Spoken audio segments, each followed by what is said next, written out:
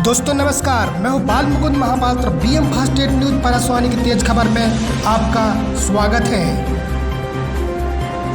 कोयला कारोबारी सूर्यकांत तिवारी का सनसनीखेज बयान। छत्तीसगढ़ में तख्ता पलटकर उन्हें एकनाथ शिंदे बनाने का दबाव बना रहे थे इनकम टैक्स के अधिकारी। पूर्व सीएम रमन सिंह पर बोला हमला, कहा मैं जेल जाऊंगा तो बगल का सेल आपका भी होगा।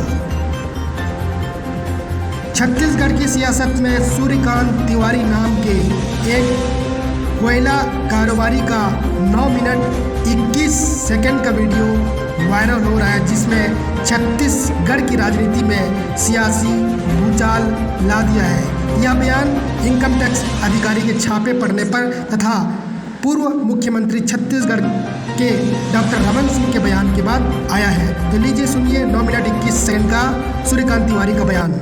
मैं सूर्यकांत तिवारी एक व्यवसायी हूँ तथा पिछले 20 वर्षों से कोल के साथ विभिन्न प्रकार के व्यवसाय करता आ रहा हूँ।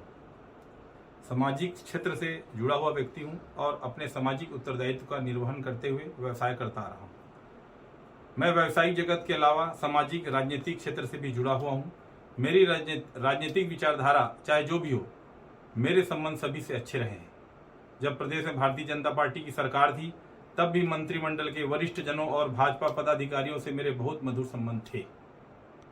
भाजपा के शासन के 15 वर्षों में भी मैं एक कारोबारी था और आज भी हूँ।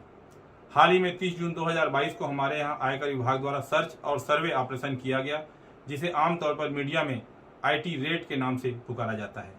आयकर विभाग की टीम हमारे यहाँ से अपना सर्च एवं सर्वे ऑपरेशन संपन्न करके चली गई। मुझे यह मीडिया के माध्यम से पता चला है कि पूर्व मुख्यमंत्री आदरणीय डॉक्टर रमन सिंह जी ने मेरे घर हुए आयकर रेड के आधार पर मुझे गिरफ्तार किए जाने की मांग की है। मुझे इस बात का बेहद दुख है कि किसी सक्षम पदाधिकारी द्वारा मुझे अपराधी घोषित किए जाने से पहले ही डॉक्टर रमन सिंह ने स्वयं जज बनकर बिना किसी सुनवाई के अपना फैसला सुना दिया और मुझे गिरफ्तार किए जाने की मांग कर दी। डॉक्टर रमन सिंह एक वरिष्ठ राजनेता है। 15 वर्षों तक प्रदेश के मुख्यमंत्री और उससे पूरे 2 साल तक केंद्रीय राज्य मंत्री रहे हैं।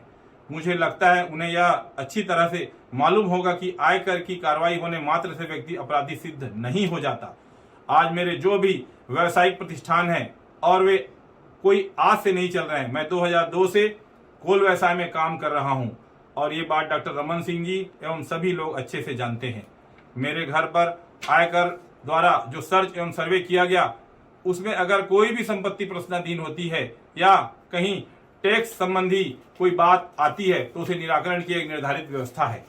यदि हमारे प्रतिष्ठानों पर कोई टैक्स दायित्व निकलेगा तो उसे हम चुका देंगे। हम व्यापारी हैं, कोई अपराधी नहीं है। डॉक्टर रमन सिंह जी, फिर भी यदि आप मुझे अपराधी घोषित करके जेल में डलवाना चाहते हैं तो मुझे स्वीकार है, लेकिन जेल के जिस सेल में मैं रहूंगा उसके ठीक बाजू वाले सेल में आपको भी रहना होगा, क्योंकि आपका कार्यकाल भी कोई बेदाग नहीं रहा है। आपके कार्यकाल में आपके मंत्रियों पर जमीन की भारी मात्रा में अफरा तफरी के आरोप लगे थे। उसके लिए आपको भी जेल जाना चाहिए। आपके पुत्र अभिषेक सिंह उर्फ अभिषाक सिंह के नाम से पनामा पेपर्स रंगे हुए थे। टैक्स हेवन देशों में बैंक खाते खोलकर अपनी काली कमाई छिपाने के आरोप लगे थे। आपकी जिम्मेदारी भी आपको स्वीकार करके जेल जाना चाहिए। आपके कार्यकाल में हजारों करोड़ रुपए का नागरिक आपूर्ति निगम घोटाला हुआ था। आपकी ही जांच एजेंसी EOW ने जो डायरी जब्त की थी उसमें स्पष्ट उल्लेख था कि किसी भी सीएम को पैसे दिए जाते थे, उसके लिए आपको नैतिकता के आधार पर जेल चले जाना चाहिए। प्रदेश के बच्चे में चर्चा थी कि सीएम हाउस में बैठे आपके कुछ स्वजन प्रदेश में तबादला उद्योग चला रहे हैं और इतनी कमाई कर रहे थे कि घर पर आपको नोट गिनने की मशीन लगानी पड़ी थी। आपने अपने दामाद डॉक्टर पुनीत गुप्ता को दहेज में DK हॉस्पिटल दिया था, जिसने वहां मनमानी की, भारी भ्रष्टाचार के आरोप पर घिर गए थे। आपकी विभागीय मंत्री भी जिसके सामने नहीं चलती थी। ऐसे दामाद को फ्री हैंड देकर जनता के पैसों की लूट का अवसर आपने उसे दिया, उसके लिए आपको जेल जाना चाहिए। आप, आपके बेटे, आपकी धर्मपत्नी, आपके कुनबे के लोग, आपके मंत्रिमंडल के लोग, पार्टी के पदाधिकारी चिट फंड कंपनियों के ब्रांड एम्बेसडर बने हुए थे। उनके कार्यक्रम में जाते थे। आपकी सह पर चिट फंड कंपनियां प्रदेश के भोले भाले लोगों को हजारों करोड़ रुपए लूट कर भाग गई और बेचारे एजेंटों को आपने अपराधी बनाकर जेल में डाल दिया। इसके लिए भी आपको जेल जाना चाहिए।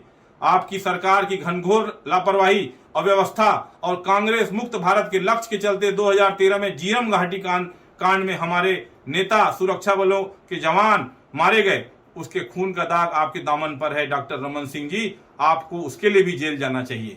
आपके शासनकाल में आपकी सरकारी मशीनरी ने कई माओं के गर्भाशय निकाले, मोतियाबिंद के ऑपरेशन के नाम पर कई लोगों को अंधा बना दिया गया, झलियामारी जैसे कांडों में बच्चियों का यौन शोषण किया गया, उसके लिए भी आपको जेल जाना चाहिए। डॉक्टर रमन सिंह जी को अच्छी तरह से याद होगा कि उनके शासन काल में उनके करीबी व्यवसायियों पर भी आयकर के छापे की कार्रवाई हुई थी। उस हिसाब से उनके शासन काल में जितने भी आयकर छापे छत्तीसगढ़ में पड़े, उन सभी को जेल भेजा जाना चाहिए था। मैं मीडिया के माध्यम से डॉक्टर रमन सिंह जी से पूछना चाहता हूं कि जब आप प्रदेश में 15 साल तक सत्ता में थे, मैं उस समय भी व्यवसाय कर रहा था, आपसे, आपके मंत्रिमंडल के लोगों से, पार्टी के नेताओं से मेरे उस समय भी संबंध मधुर थे। क्या आपने या आपके किसी मंत्री ने मेरी उस समय कोई भी अनुचित मदद की थी? मेरे सभी से मधुर संबंध रहे हैं। न तो मैंने कभी उस समय किसी की सहायता ली और न आज किसी की सहायता ले रहा हूं। मैं एक स्वाभिमानी छत्तीसगढ़िया आदमी हूं। छत्तीसगढ़ की मिट्टी में मैंने जन्म लिया, मेहनत की रोटी कमाता हूं और सभी को अपना समझता हूं। मुझे यह बात समझ नहीं आ रही है डॉक्टर रमन सिंह आयकर विभाग की इस कार्यवाही को क्यों राजनीतिक रंग देना चाहते हैं। मैं आपको बताता हूं डॉक्टर रमन सिंह जी क्यों इसे राजनीतिक रंग दे रहे हैं। 30 जून को आयकर विभाग ने हमारे यहाँ छापा मारा। आयकर की छापामार टीम ने हमारे यहाँ घर पर छापा बोला, हमारे घर के लोगों को भयभीत किया। आयकर की टीम को अधिकार नहीं होता कि वो सर्च एवं सर्वे की कार्रवाई के दौरान किसी से मारपीट करे, लेकिन मुझे आयकर टीम द्वारा मारपीट की गई। 3 दिन तक मुझे सोने नहीं दिया गया, मुझे बहुत प्रकार से मेंटली और फिजिकली टॉर्चर किया गया।